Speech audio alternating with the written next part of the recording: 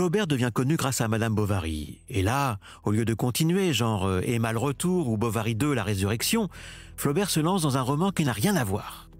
Ça s'appelle Salammbô. Ça se passe à Carthage, 3 siècles avant Jésus-Christ. C'est dans le style oriental, plein de larmes, de coupages de tête, d'égorgements.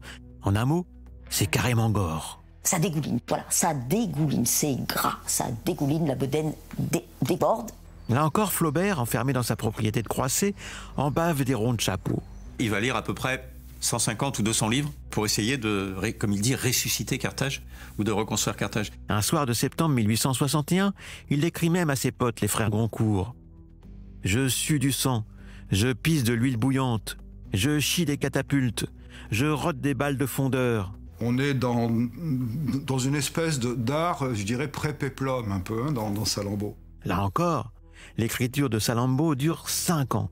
Et le livre sort enfin en novembre 1862. Et là, on se dit, cet homme est cinglé, il va se prendre un four. Bovary, oui. Salammbô, non. Et en fait, c'est tout le contraire. Le milieu littéraire adore, la presse adore, le public adore, la princesse Mathilde adore, tout le monde adore. Mais c'est en effet un énorme succès, suivi d'une mode Salammbô. On veut se déguiser en Salammbô, on veut se déguiser en carthaginois, dans tous les bals masqués de la saison. Flaubert devient le Houellebecq de son époque. Il a des milliers de followers. On crie au génie, on l'invite à la cour, on le décore de la Légion d'honneur. Et lui, qui vomit sur la monarchie, lui, qui vomit sur les honneurs, lui, qui vomit sur les bourgeois, ben, il est content, le Gustave. Flatté.